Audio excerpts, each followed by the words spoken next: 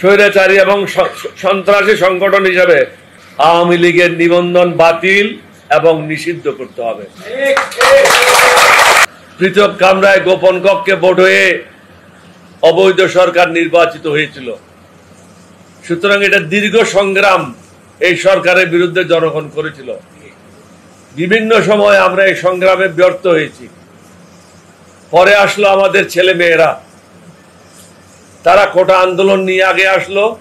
প্রথমে তাদের অনেকগুলি দফা ছিল, মূলত কোটা আন্দোলনে ছিল মূল লক্ষ্য। কিন্তু এক পর্যায়ে কোটা আন্দোলন হয়ে গেল এক দফার আন্দোলন। সরকারকে পদত্যাগ করতে হবে, নতুন সরকার গঠন করতে হবে। এর পিছনে আমাদের ছেলে মেয়েরা অগ্রণী ভূমিকা পালন করেছে এবং অকাতরে তারা তাদের জীবন বিলি করে দিয়েছে। তাদের কাছে সমগ্র জাতি কৃতজ্ঞ। তারাই হচ্ছে জাতীয় বীর। তাদেরকে আমরা সম্মান করি। যারা ইন্তেকাল করেছেন, শহীদ হয়েছেন, তাদের রুহের মাগফিরাত কামনা করি। যারা অসুস্থ আছেন তাদের সুস্থতা কামনা করি। এই আন্দোলনে আপনারা দেখেছেন সমগ্র বাংলাদেশের আওয়ামী লীগ ছাড়া, জাসদ ছাড়া বা মেননের লোক ছাড়া আপামর জনসাধারণ এই আন্দোলনের সাথে সম্পৃক্ত হয়েছিল।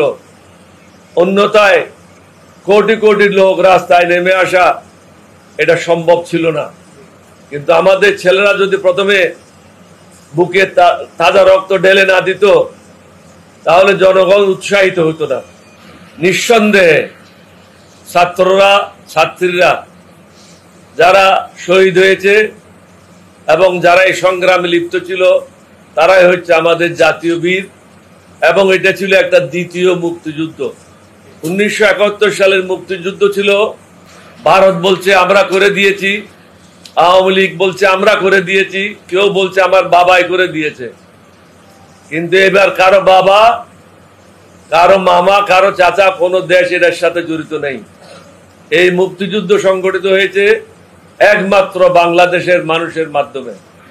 সুতরাং এটার কৃতিত্ব ছাত্রছাত্রীদের, তাদের অভিভাবকদের এবং সাধারণ মানুষের। আজকে আপনারা শুনেছেন নতুন অন্তর্বর্তীকালীন সরকার গঠন করা হবে, শপথ নেওয়া হবে। নোবেল বিজয়ী ডক্টর মোহাম্মদ ইউনূস সহ নতুন সরকারের প্রতি আমাদের আন্তরিক শুভেচ্ছা থাকবে, শুভকামনা করছি।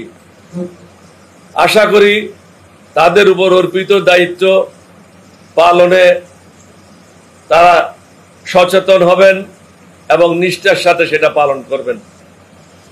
সর্বসাধারণের উদ্দেশ্যে বলতে চাই, স্বৈরা শাসনের পতনের পর জাতি, ধর্ম, বর্ণ, রাজনৈতিক পরিচয় নির্বিশেষে সকলের ঐক্যবদ্ধ হওয়ার সময় এসেছে।